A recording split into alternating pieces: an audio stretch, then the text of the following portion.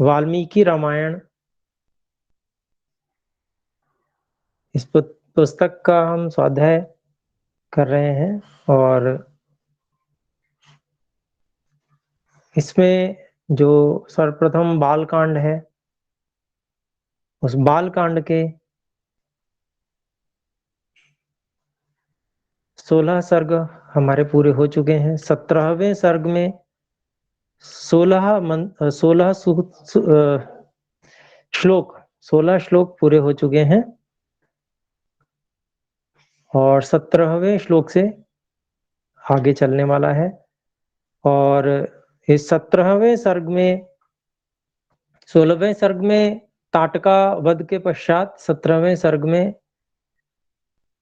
महर्षि विश्वामित्र जी श्री राम जी को अपने सभी आयुध, अस्त्र शस्त्रादि प्रदान कर रहे हैं। तो उनमें क्या क्या नाम है उनके, ये सब यहाँ पर हमको बताया 16 श्लोक तक भी, जिसमें जो 16वें श्लोक में था वो इस प्रकार का अस्त्र था कि जो शत्रु सेना में काम के वेग को उत्पन्न कर देता था। मादनम चैव दुर्धर्षम कंदर्प दयितम तथा पैशाचम अस्त्रम दयितम मोहनम नाम नामतः। तो ये जो इस प्रकार का था, तो किस प्रकार का ये अस्त्र था कि जिससे इस प्रकार का काम का वेग उत्पन्न हो जाता था शत्रु सेना में, और जो काम के वेग को सहन नहीं कर पाते वो तो नष्ट भ्रष्ट हो ही जाते हैं। तो ये इस प्रकार का अस्त्र था। निश्चित रूप से ऐसी कुछ औषधियां होती होंगी, अभी भी होती हैं औषधियां तो, पर उनका ठीक प्रकार से उनको पहचान करके उनका किस प्रकार से उपयोग किया जाए कि वो शत्रु सेना में इस प्रकार का जो प्रभाव है उसको पैदा कर सके। तो ये इस प्रकार का अस्त्र था। और 17वें श्लोक में अब हम चलेंगे। 17वें सर्ग के 17वें श्लोक को हम देखते हैं।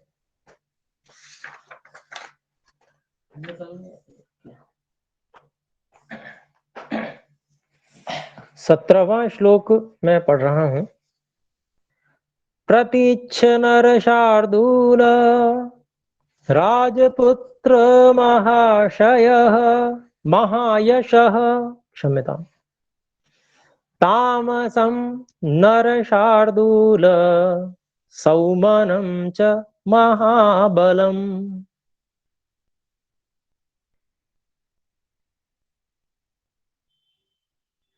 तो यहाँ पर ये 17वां श्लोक है।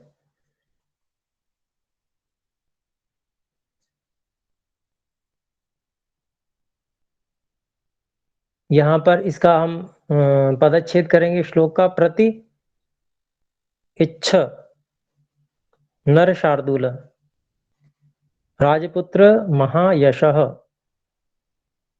तामसम नर शार्दूल सौमनम च महाबलम। तो ये इसमें अधिक कोई आवश्यकता हमें नहीं पड़ी, पदों को अलग अलग करने में सब लगभग अलग ही हैं। अब इसका हम अन्वय देखते हैं। हे महायशः नर शार्दूल, हे महायशः नर शार्दूलम राजपुत्रम।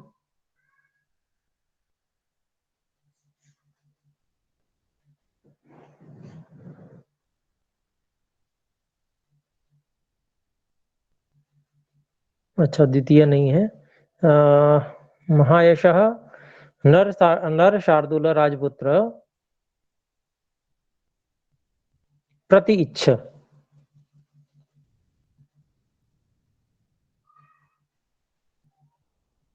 तो यहाँ पर ये कहा कि हे महान यश वाले नरसिंह राजपुत्र अर्थात श्री राम जी के लिए संबोधन कर रहे हैं महर्षि विश्वामित्र जी। प्रति इच्छ अर्थात आप और अधिक इच्छा करें, केवल इतना ही नहीं और भी आपको मैं अस्त्र दूंगा। फिर कहते हैं अगला, आगे की अगली पंक्ति का अन्वय है नर शार्दूल तामसम सौमनम च महाबलम।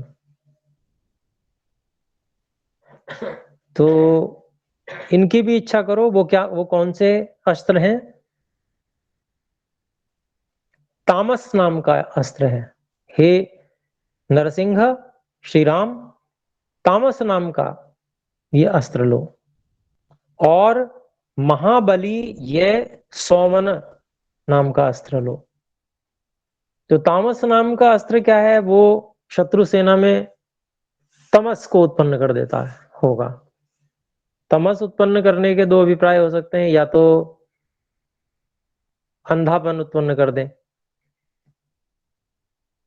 या उनमें इतना शरीर में आलस्य भर दे कि उनको हाथ पैर हिलाने की इच्छा ना हो। इस प्रकार का अस्त्र होगा। या महाबलशाली सौमन,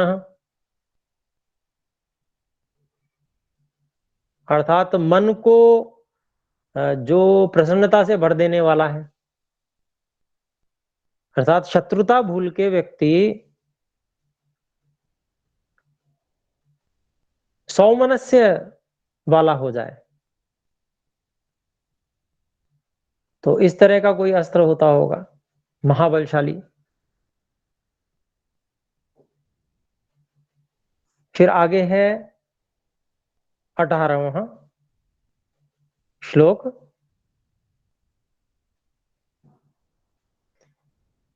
संवर्तं चैव दुर्धर्षं मौसलं च नृपात्मज सत्यमस्त्रं महाबाहो तथा मया धरम परम।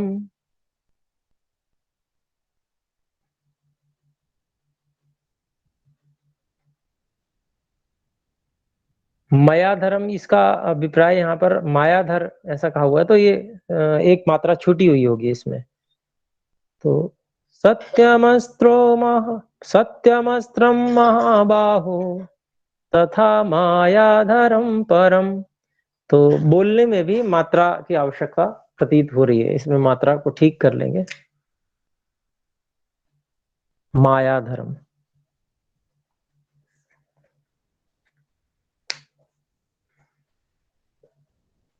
इसका हम पदच्छेद करते हैं। संवर्तम च एव दुर्धर्षम मौसलम च नृप आत्मज सत्यम अस्त्रम महाबाहो तथा मायाधरम परम।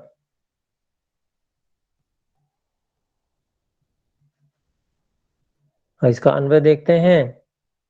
हे नृप आत्मज, पहली पंक्ति के सबसे अंत में जो नृप आत्मज है उसको हे नृप आत्मज संबोधन के रूप में ले रहे हैं। संवर्तम च एव दुर्धर्षम मौसलम च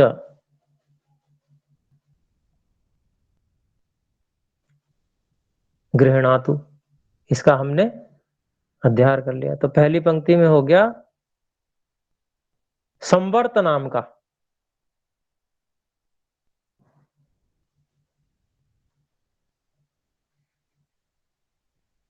दुर्धर्ष नाम का और मौसल नाम का। हे राजे के पुत्रों, ये अस्त्र आप लीजिए। तो ऐसे अलग अलग नामों वाले अस्त्र दिए। फिर आगे अगली पंक्ति में है हे महाबाहो, महाबाहो ये संबोधन हो गया। सत्यम अस्त्रम तथा मायाधरम परम अपि गृह्णातु, अपि गृह्णातु का अध्ययन कर लिया। कि हे महाबाहो, हे विशाल भुजाओं वाले श्री राम जी, आप सत्य नाम के अस्त्र को लीजिए और मायाधर नाम के जो परम अस्त्र है उसको भी आप लीजिए। तो ये उन्होंने इतने सारे दिए अस्त्र।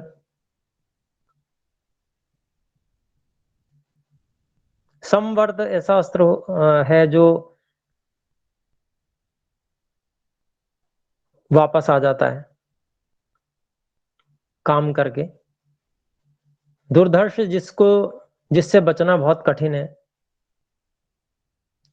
मौसल कुछ होता होगा, जैसे सामान्य चीजों को भी अस्त्र बना लिया जाता है, तो जैसे उसका आकार मूसल जैसा होगा, जैसे उखल में मूसल होता है, तो उस आकार का होने के कारण से उसको मौसल कहते होंगे। इस प्रकार का कुछ होगा।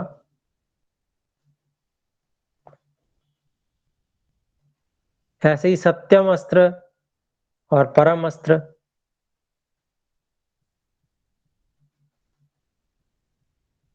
तो ये भी नाम है जो कि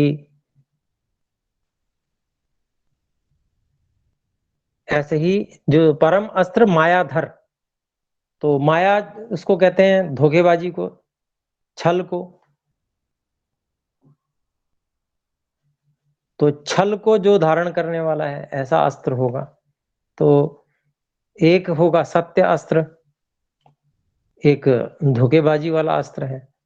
तो मतलब अलग-अलग प्रकार के, कई प्रकार के अस्त्र हैं जिनका उपयोग यहाँ पर बताया जा रहा है। महर्षि विश्वामित्र जी श्री राम जी को दे रहे हैं वो। फिर अगला 19वां मंत्र है, सौरम तेज प्रभम नाम परतेजोपक परतेजोपकर्षणम सोमास्त्रम शिशिरम नाम त्वाष्ट्रमस्त्रम सुदारुणम।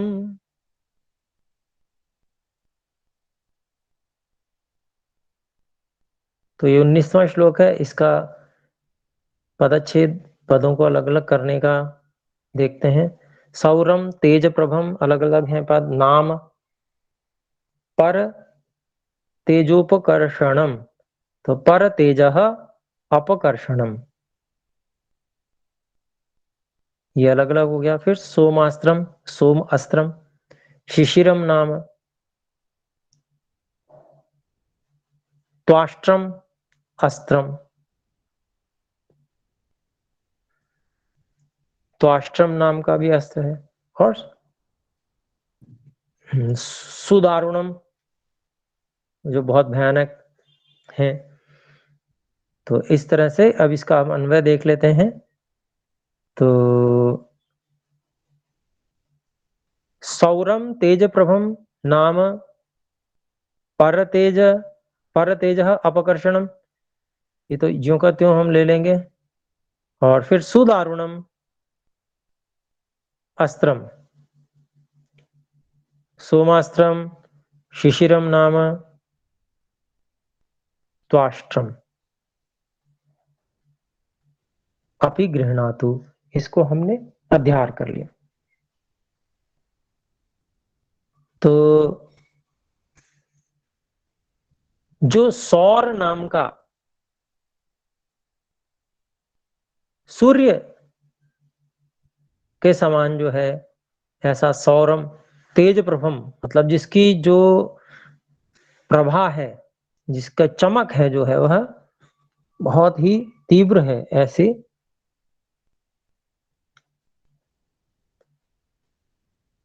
तेज प्रभ नाम का जो अस्त्र है वह क्या करता है, वह पर तेज अपकर्षणम, वो दूसरे के, शत्रु के तेज को खींच लेता है, उसकी तेजस्विता को समाप्त कर देता है।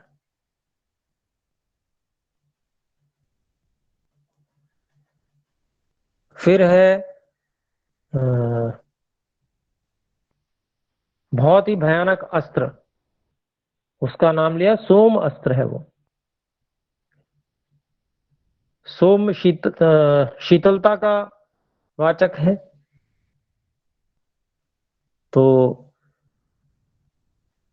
उसको शिशिर नाम से भी कहते होंगे, शिशिरास्त्र, अर्थात वह अस्त्र शत्रु सेना को इतना अधिक ठंड से युक्त कर देता हो जैसे बर्फ सी जम जाए, इस तरह का अस्त्र रहा होगा।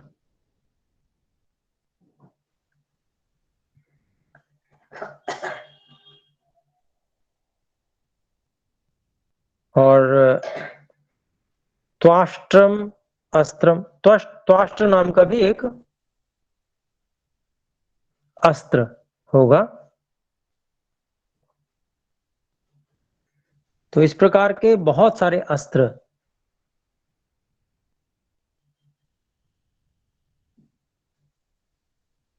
महर्षि विश्वामित्र जी श्री राम जी को दे रहे हैं कि ये भी लो, ये भी लो, इतने सारे दिए। फिर आगे और कहते हैं, देखिए विश्वामित्र जी महर्षि 20वें श्लोक में,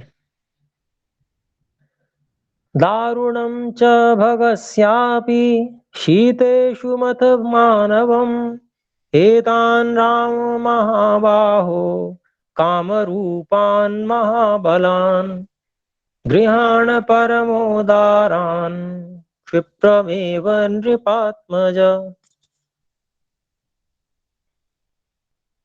तो ऐसे ये इसका हम अलग अलग देखते हैं पदों को।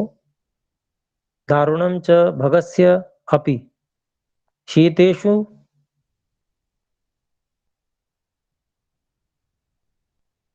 शीतेषुम अथ मानवम एतान राम महाबाहो कामरूपान महाबलान गृहाण परम उदारान क्षिप्रम एव नृप आत्मज।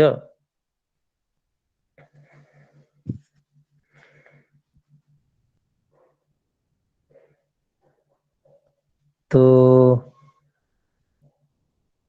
देखते हैं इसमें अन्वय, देखते हैं पहली पंक्ति में।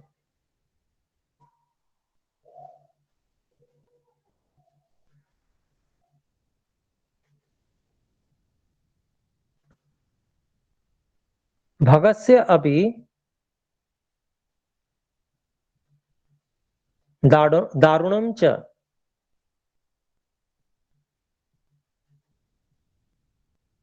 अथ मानवम शीतेषु।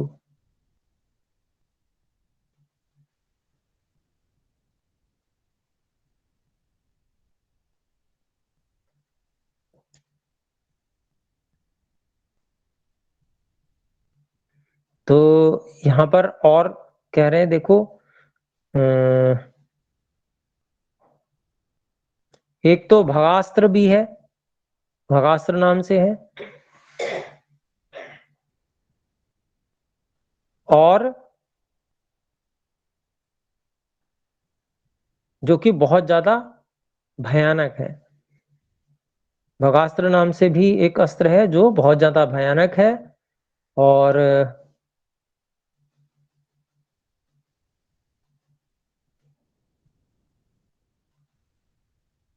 मानव नाम का एक अस्त्र और शीतेशुम नाम का भी अस्त्र है।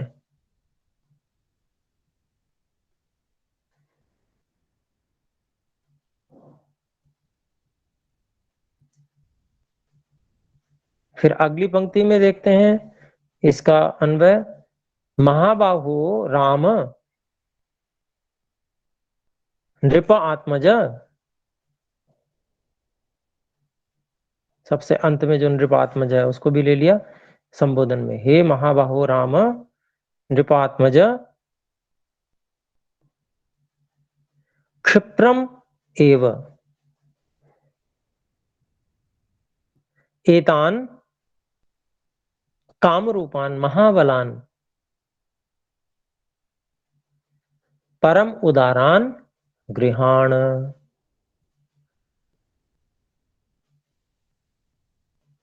तो कहते हैं, हे विशाल बाहुओं वाले श्री राम, महाराजा दशरथ के पुत्र, आप जल्दी से, जल्दी ही, क्षिप्रमेव,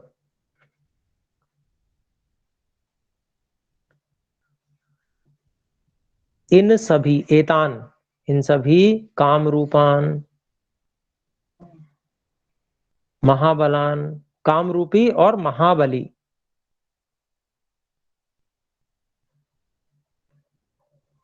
परम उदारान, जो कि बड़ी अच्छी प्रकार से उदारता पूर्वक कार्य करते हैं, जैसा चाहते हैं वैसा कार्य करते हैं,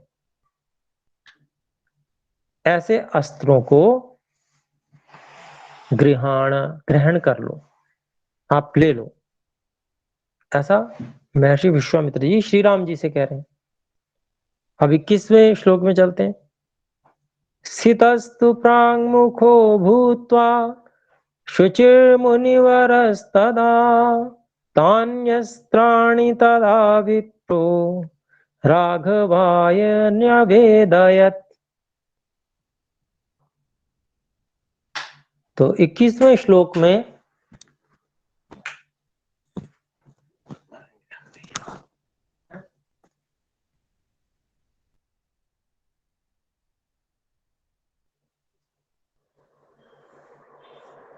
तो यहां पर जो ये 21वां श्लोक है, 21वें श्लोक में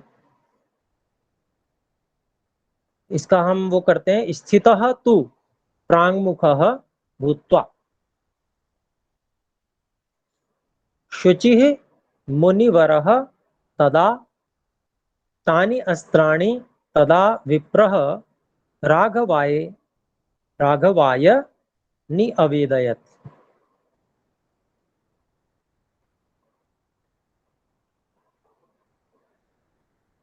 तो इसका हम वो कर लेते हैं अन्वय। तदा मुनिवरः शुचिः भूत्वा प्राङ्मुखः तु स्थितः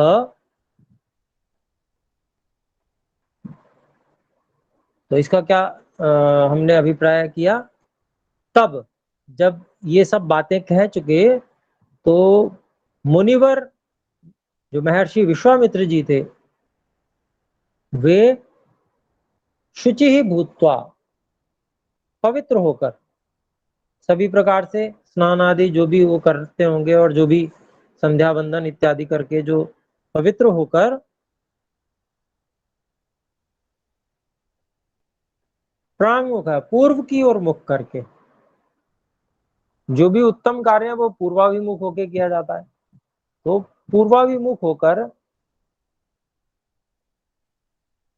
प्रांगमुख तो स्थित, तो पूर्व की ओर मुख करके वे स्थित हुए।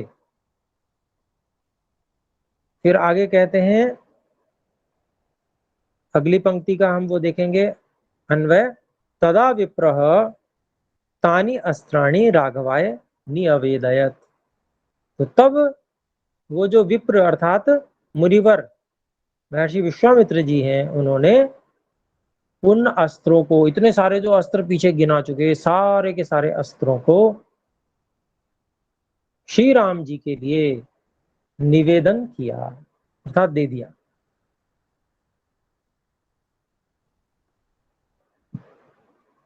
लंग लकार का रूप है निअवेदयत्।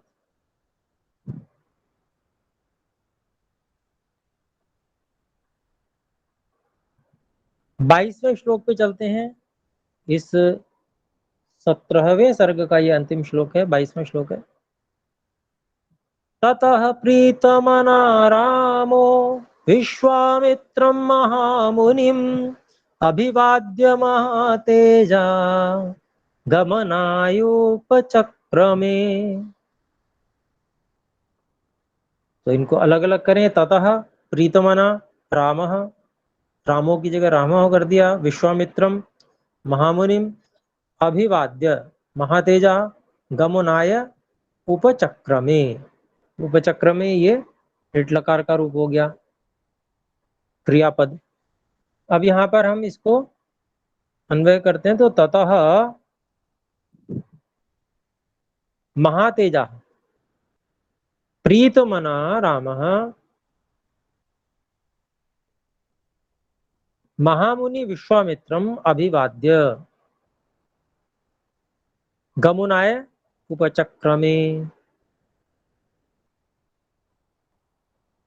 तो ये जो कार्य अस्त्रों को लेने का था, उन वो सब कार्य करने के बाद में वहां से ततः महातेजस्वी श्री राम प्रीतमना, बहुत ही प्रसन्न होकर, प्रसन्न मन से श्री राम जी ने महामुनि विश्वामित्र को अभिवाद्य, अभिवादन करके, उनके सामने नतमस्तक होके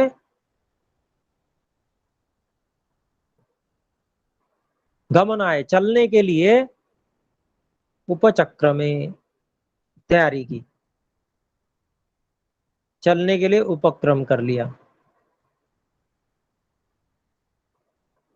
तो इस प्रकार से फिर वहां से ताटका का वध करने के बाद में और महर्षि विश्वामित्र जी ने उनको ये सब अस्त्र दे दिए। अस्त्र उन्होंने ग्रहण कर लिए बड़े प्रसन्न मन से, उनका धन्यवाद और अभिवादन किया और फिर चलने के लिए तैयार हो गए। फिर आगे चलेंगे अब। तो अब 18वें सर्ग में आते हैं। 18वें सर्ग में अब जो श्री राम जी हैं आगे चलने लगे, श्री राम जी और महर्षि विश्वामित्र जी। तो किस ओर जा रहे हैं?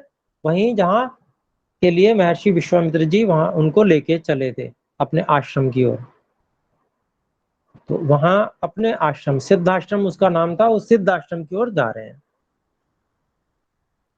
तो ये 18वां सर्ग प्रारंभ हो गया और इसका पहला श्लोक मैं अब पढ़ रहा हूं।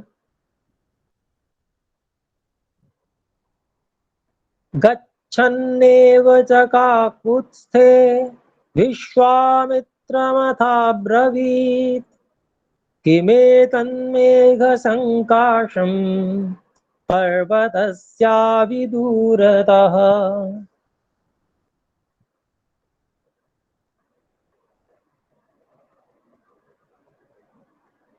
इस श्लोक के पदों को अलग करते हैं।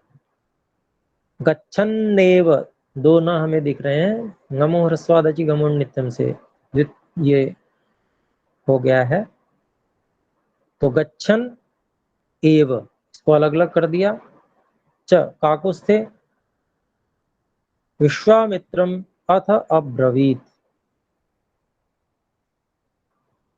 किम एतद मेघ संकाशम पर्वतस्य अविदूरतः। इस सब पदों को हमने अलग अलग कर लिया और अब हम इसका अन्वय करते हैं। गच्छन एव च काकुस्थे रामः विश्वामित्रम अथ अब्रवीत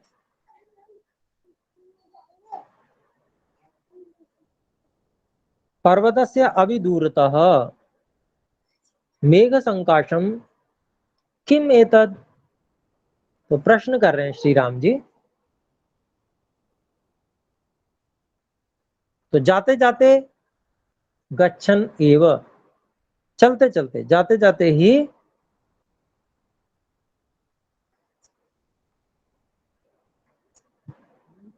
जो काकुस्थ अर्थात श्री राम, मतलब श्री राम के जाते जाते ही श्री राम ने विश्वामित्र जी से पूछा या कहा, अब्रवीत कहा अर्थात आगे प्रश्न ही पूछ रहे हैं तो इसलिए पूछा, ऐसा हम कह सकते हैं।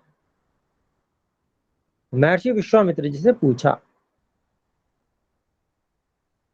तो कहते हैं कि पर्वतस्य अविदूरतः, जो पर्वत है, सामने दिख रहा होगा पर्वत, तो उस पर्वत से पास में मेघ संकाशम, एक बादल के समान, किमेतद अस्ति, ये क्या दिख रहा है, ये पूछा श्री राम जी ने। जाते जाते जब वो जा रहे थे तो महर्षि विश्वामित्र जी की से इंगित करके, इशारा करके कि वो जो पर्वत है उसके पास में ये बड़ा बादल सा कैसा दिख रहा है, ऐसा प्रश्न महर्षि विश्वामित्र जी से किया। फिर अगला श्लोक है, वृक्ष खंडमितो भाति परम कौतूहलम हि मे दर्शनीयं मृगाकीर्णं मनोहरमतीव च।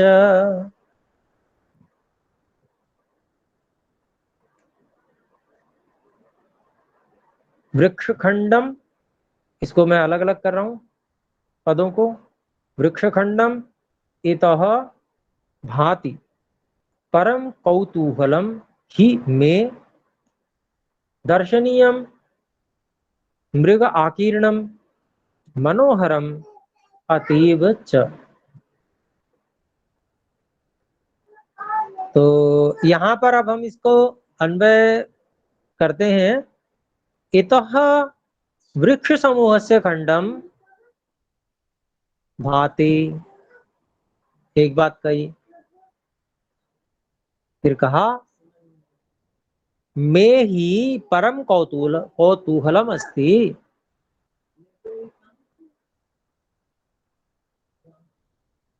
मृग आकीर्णम दर्शनीयम मनोहरम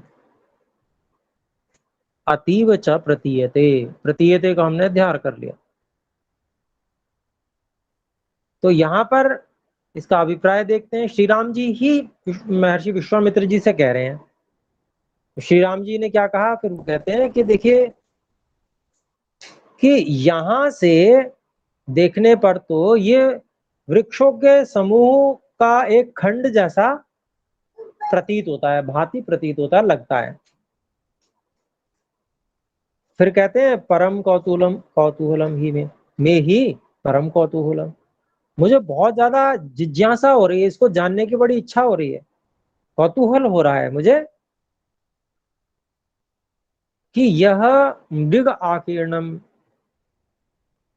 मृग वैसे तो हिरण आदि प्राणी, सभी प्राणी आ जाते हैं जो चार पैर वाले होते हैं, जंगल में रहने वाले, तो सभी प्राणी से भरा हुआ,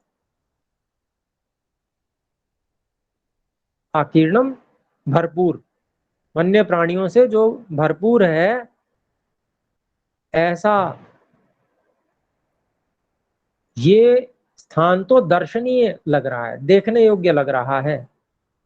और यह कहते हैं कि अतीव च मनोहरम, और ये बहुत ही अधिक मनोहर, मन को हरने वाला, अर्थात बहुत ही अच्छा लगने वाला प्रतीत हो रहा है ये स्थान। तो ऐसा प्रश्न और अपनी जो संभावना है उसको श्री राम जी व्यक्त कर रहे हैं महर्षि विश्वामित्र जी के सामने। देखने से, दूर से ही देखने से उनको कैसा प्रतीत हो रहा है, इस बात को वो प्रकट कर रहे हैं, वर्णन कर रहे हैं उस स्थान को, उस स्थान का। फिर अगला श्लोक हम पढ़ते हैं, तीसरा वाला है, नाना प्रकारैः शकुनैर्वल्गुनादैरलङ्कृतम् निःसृताः स्म मुनिश्रेष्ठ कांताराद्रोमहर्षणात्। तो अब यहाँ पर इसका हम अलग अलग वाक्यों को, पदों को अलग अलग करते हैं। नाना प्रकारैः शकुनैः वल्गुनादैः अलंकृतम निःसृताः स्म मुनिश्रेष्ठ कांतारात् रोमहर्षणात्।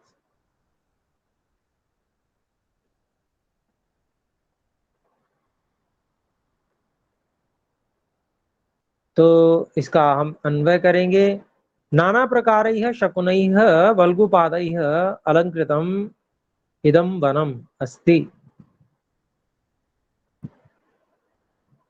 आगे कहते हैं, हे मुनिश्रेष्ठ, रोमहर्षणात् कांतारात् वयम निःसृताः स्मः, निःसृताः स्मः। तो यहाँ पर श्री राम जी फिर से और एक और श्लोक निवेदन कर रहे हैं, किनसे? महर्षि विश्वामित्र जी से। हे ऋषिवर, अनेक प्रकार के पक्षियों से, शकुनई, अनेक प्रकार के पक्षियों से और उनके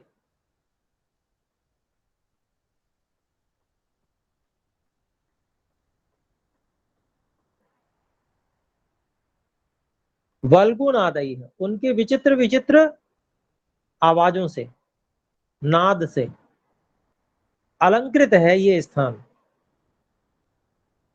ये जगह, ये जो जगह दिख रही है, ये विभिन्न प्रकार के पक्षियों और उनके कलरव कहा जाता है, जो पक्षियों का होता है, उससे ये सुशोभित हो रहा है, अलंकृत हो रहा है ये स्थान। और कहते हैं कि हे मुनि श्रेष्ठ, ऐसा प्रतीत होता है कि रोम हर्षणात्, रोमों को हर्षित कर देने वाले इस कांतारात, इस वन से हम लोग पार निःसृतः, बाहर आ गए हैं, ऐसा लगता है। जंगल से गुजर रहे थे वो, तो उस जंगल से, जो कि ऐसा जंगल भयानक था कि उससे रोमहर्ष हो रहा था बार बार। अचानक क्योंकि संभावना होती है किसी चीज से, और किसी ऐसा लगता है कहीं से आक्रमण ना हो जाए, तो एकदम से रोमहर्ष होता है, एकदम से उधर की ओर चौंकता है व्यक्ति, देखता है।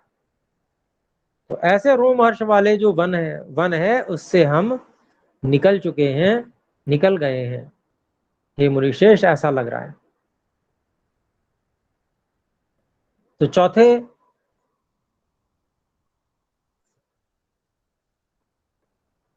श्लोक में हम चलते हैं। चौथा श्लोक है, संप्राप्ता यत्र ते पापा ब्रह्मज्ञा दुष्टचारिणः तव यज्ञस्य विघ्नाय दुरात्मनो मामुने।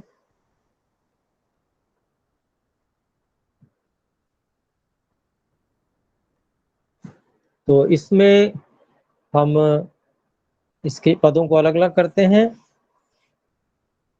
संप्राप्ताः यत्र ते पापा, पापाः ब्रह्मज्ञा, ब्रह्मज्ञाः दुष्टचारिणः तव यज्ञस्य विघ्नाय दुरात्मनः महामुने। महामुने संबोधन है। तो अब इसका हम करते हैं अन्वय करते हैं। हे महामुने, किम भवतः आश्रमं संप्राप्ताः?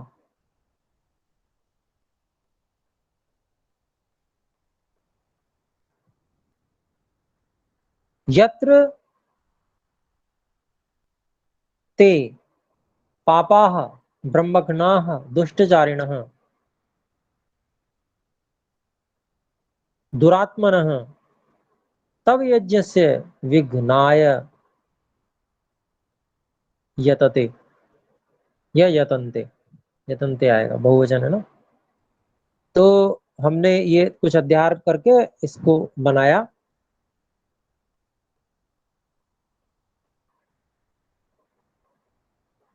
अन्वय को, इसका अभिप्राय देखते हैं कि हे महामुने, क्या हम आपके आश्रम को प्राप्त हो गए हैं, अर्थात हम आपके आश्रम में पहुंच गए हैं। उस आश्रम में, जिस आश्रम में, यत्र, जहां पर, जिस आश्रम में वे पापी लोग, ब्राह्मणों को मार देने वाले लोग, ब्रह्मज्ञ दुष्टचारिण, दुष्ट आचरण करने वाले, दुरात्मन, दुरात्मा लोग, तव यज्ञ से, आपके यज्ञ के विघ्न के लिए, ये आपके यज्ञ में विघ्न डालने के लिए हमेशा प्रयत्नशील रहते हैं। तो क्या हम ऐसे आपके आश्रम में को प्राप्त हो गए हैं महामुने? महामुने संप्राप्ता, ये श्री राम जी पूछ रहे हैं। महर्षि विश्वामित्र जी से।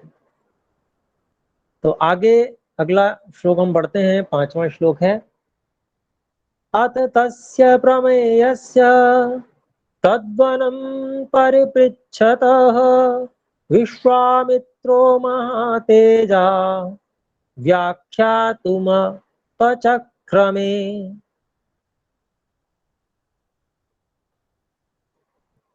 तो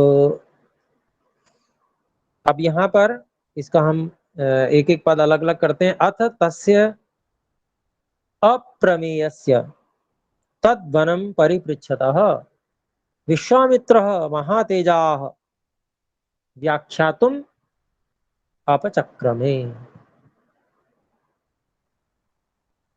अब इसका हम अन्वय करते हैं। अथ तस्य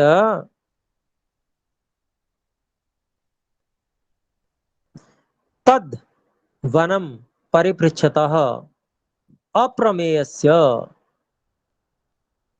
विश्वामित्रः महातेजः, नहीं महातेजः विश्वामित्रः, ऐसे पहले विशेषण लगा लेते हैं, महातेजः विश्वामित्रः व्याख्यातुम अवचक्रमे। तो कहते हैं इसको हम अभी अभिप्राय लगाते हैं इसका, और अथ तस्य तद्वनम परिपृच्छतः, उस वन के बारे में, उस जंगल के बारे में पूछते हुए, अप्रमेयस्य जिसकी शक्ति की कल्पना सामान्य व्यक्ति नहीं कर सकता, जिसको कोई माप नहीं सकता जिसकी शक्ति को, ऐसे अप्रमेय श्री राम जी के पूछते हुए श्री राम जी को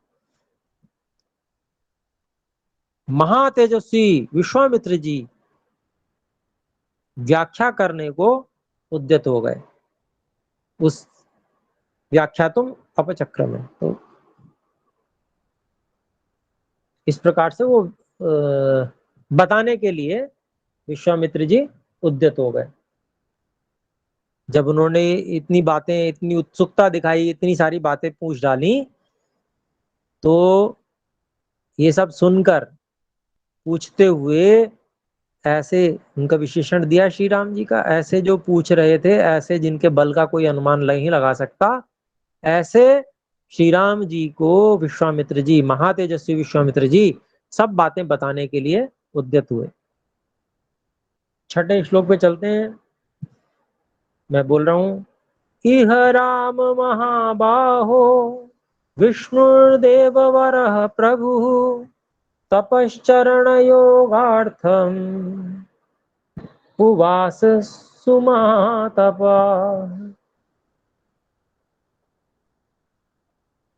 तो अब यहां पर महर्षि विश्वामित्र जी ने बताना शुरू कर दिया। देखिए अब इसको मैं अलग अलग इसका कर रहा हूं, इनके पदों को। छठा श्लोक है, इह रामः महाबाहो विष्णु देववरः प्रभु तपश्चरण योगार्थम उवास सुमहातपाः। अब इस श्लोक को जो अगर ठीक प्रकार से समझेंगे तो विष्णु जी कौन थे, कैसे महापुरुष थे, उनके विषय में बिल्कुल स्पष्ट रूप से पता चल जाएगा। पर लोगों ने क्या से क्या बना दिया, देखिए। आइए इसका हम वो करते हैं अन्वय। हे महाबाहो राम, इह प्रभु देववरा विष्णु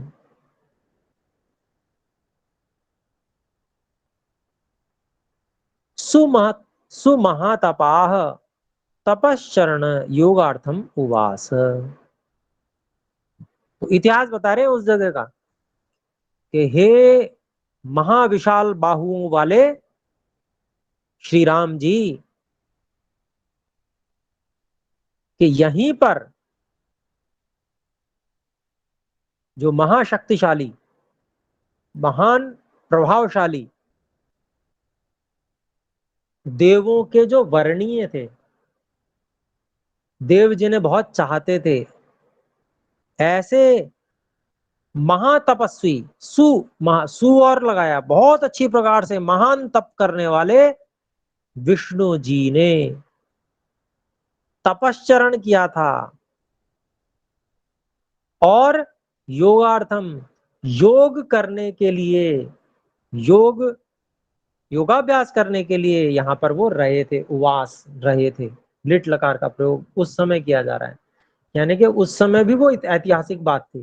श्री राम जी के समय में भी वो इतिहास बन चुका था विष्णु जी का, कि जो विष्णु जी थे, जो कि देवों को बहुत प्रिय थे, महान प्रभावशाली थे, जिनका प्रभाव बहुत अधिक था, ऐसे और जो महान तपस्वी थे, उत्तम प्रकार से और महान तप करने वाले थे, ऐसे श्री विष्णु जी ने यहाँ पर तपश्चरण किया था और योगाभ्यास करने के लिए, योगार्थम ना, योग करने के लिए यहाँ पर वो रहे थे। तो योग करने के लिए रहे थे, तो योग तो किस लिए किया जाता है? तो योग करने के लिए तो तज्जपस्तदर्थ भावनम ततः प्रत्यक्ष चेतना अधिगमोप्यंतराया भावश्च, योग दर्शन कहते हैं कि उससे अंतरात्मा का साक्षात्कार हो जाता है, अर्थात परमात्मा का साक्षात्कार हो जाता है योग से। तो विष्णु जी भी परमात्मा के साक्षात्कार के लिए यहाँ योगाभ्यास उन्होंने किया। तो विष्णु जी जिसके लिए तपश्चरण कर रहे हैं, योगाभ्यास कर रहे हैं, उन्हीं की हमें भी उपासना करनी योग्य है, ना कि विष्णु जी के।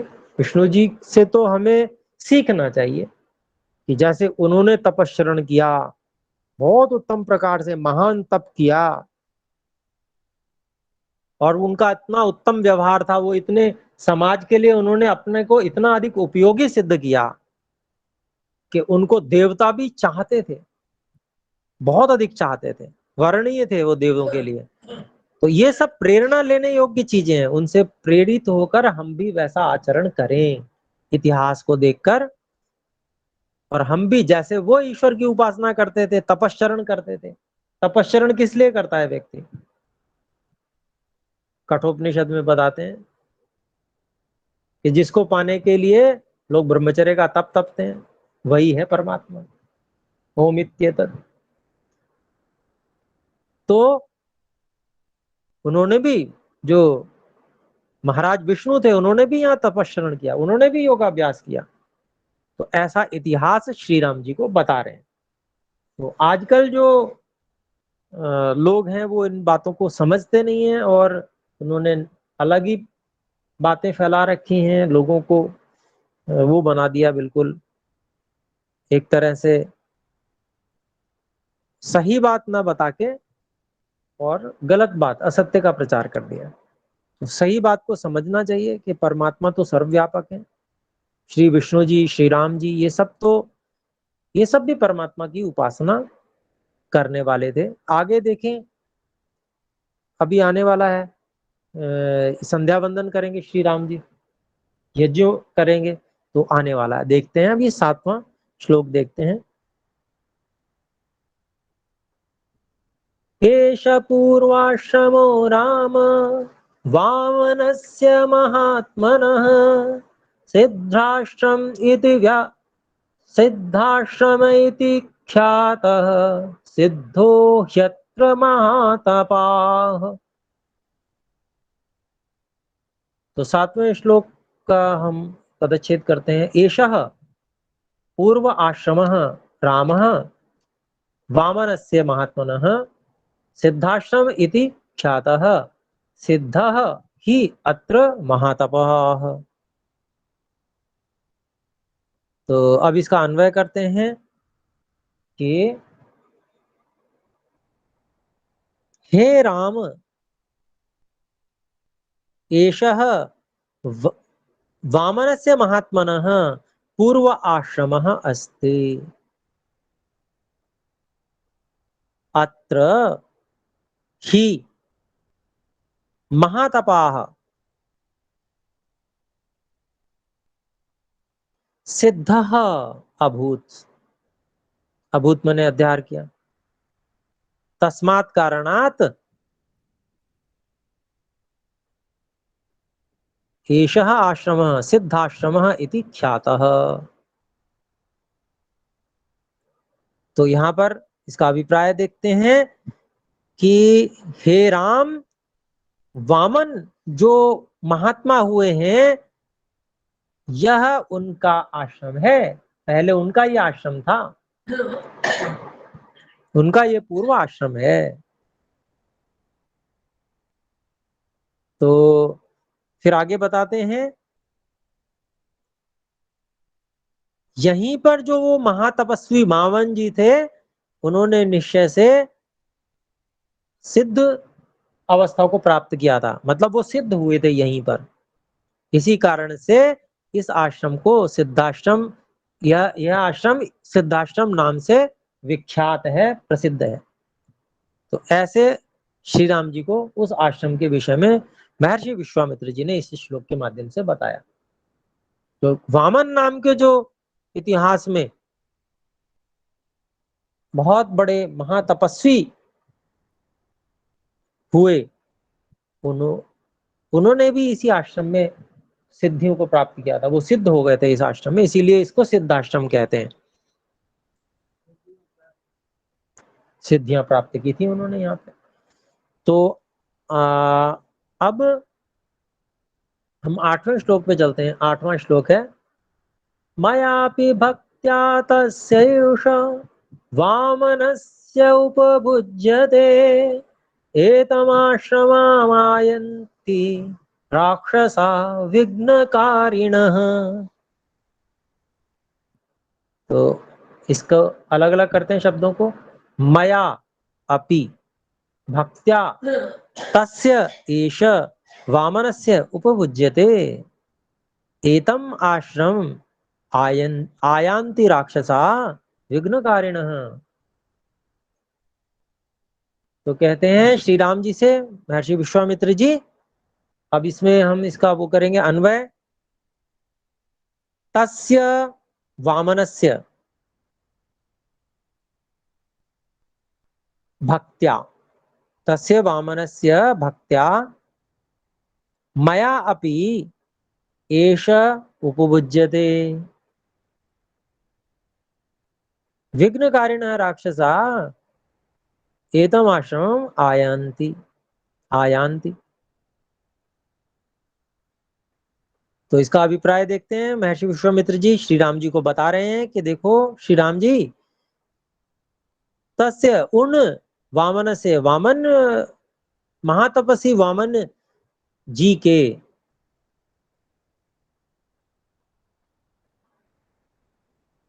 वामन जी की भक्ति से, अर्थात उनके आज्ञा पालन से या उनके प्रति श्रद्धा आदि रखने से, मयापि मेरे द्वारा भी, एषः आश्रम, यह आश्रम जो है सिद्धाश्रम जो है वह उपभुज्यते प्रयोग किया जाता है। अर्थात मेरी भी जो ऋषि वामन हुए हैं उनके प्रति अत्यंत भक्ति है, इस कारण से मेरे द्वारा भी यह आश्रम उपयोग किया जाता है। और फिर कहते हैं विघ्नकारी जो राक्षस हैं वो इसी आश्रम में आते हैं विघ्न करने के लिए। तो ये श्री राम जी को शिकायत भी कर दी उन्होंने, तो ऐसे यहीं पर आते हैं ये लोग। तो अब हम देखते हैं 9वां श्लोक।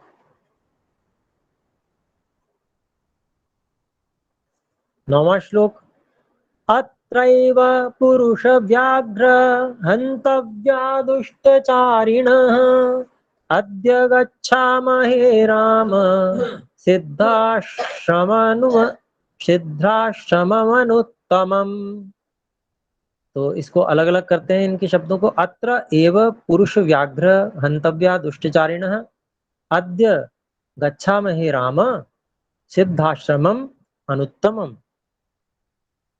अन्वय करते हैं, हे पुरुष व्याघ्र अत्र एव दुष्टचारिणः हन्तव्याः सन्ति।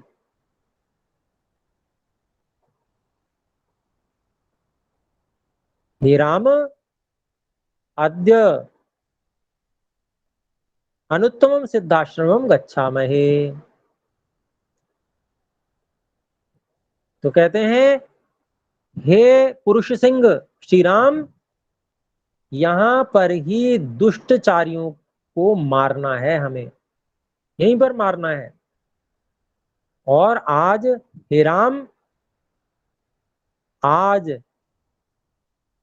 इस सर्वोत्तम अनुत्तम जो सबसे उत्तम है, इससे तुलना किसी से नहीं की जा सकती, ऐसा उत्तम सिद्ध आश्रम को हम लोग जा रहे हैं, हम लोग जाते हैं। 10वां श्लोक पढ़ता हूं। तदाश्रम पदम तात तवाप्येतद्यथा मम इत्युक्त्वा परम प्रीतो गृह्य रामं सलक्ष्मणं प्रविशान्नाश्रम पदम व्यरोचत महामुनिः।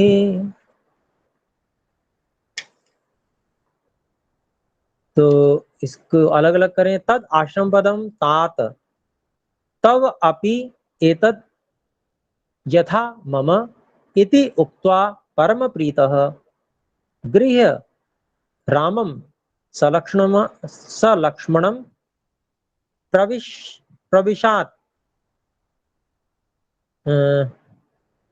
प्रविशन क्षम्यतां प्रविशन आश्रम पदम वि अरोचत महामुनि।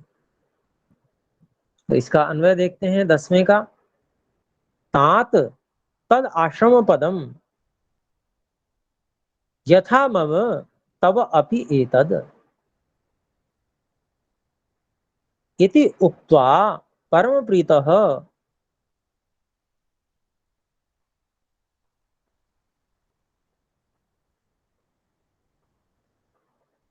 राम सलक्ष्मणं गृह्य।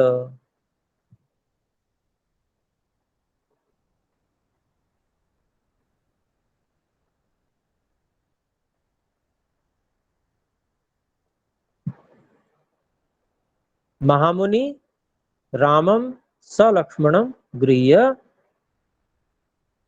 आश्रम पदम प्रविशन वि अरोचत। तो इसका अभिप्राय क्या हुआ? इसका अभिप्राय हुआ कि हे वत्स, तात यहाँ कहा है, पुत्र के लिए भी तात का प्रयोग में आता है रक्षक के अर्थ में। तो हे पुत्र, वह जो सिद्धाश्रम जो आश्रम है, वह आश्रम जितना मेरा है, यथा मम जैसे वो मेरा है, तब अपि तत् वो आपका भी उतना ही है। अर्थात देखिए विशालता हृदय की कैसी होती थी सब में, वो इतना इसीलिए ऋषित्व है उनमें। फिर कहते हैं जैसे वो मेरा है ऐसा आपका भी है। इति उक्त्वा ऐसा कहकर प्रेम से भरे हुए हृदय वाले परम प्रीतः महामुनि विश्वामित्र ने राम और लक्ष्मण को लेकर गृह लेकर आश्रम पदम प्रविशन उस सिद्धाश्रम में प्रवेश करते हुए विअरोचत बहुत ही प्रसन्नता से चमकने लगे, शोभित हो गए, वहां पर शोभायमान होने लगे उस आश्रम में, सिद्धाश्रम में। तो ये 10वें श्लोक तक हमारा हुआ। और सिद्धाश्रम में आगे जाएंगे, उनका स्वागत होगा और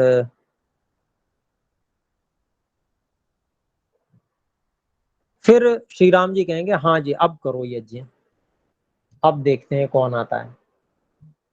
तो ये मतलब जो आत्मविश्वास श्री राम जी का अभी इसी में दिखाया जाएगा।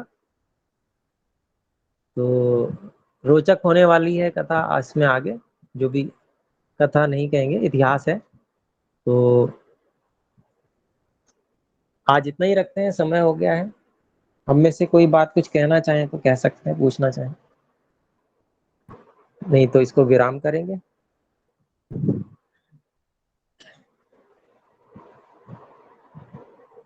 तो आइए एक बार ओम का उच्चारण करते हैं सभी।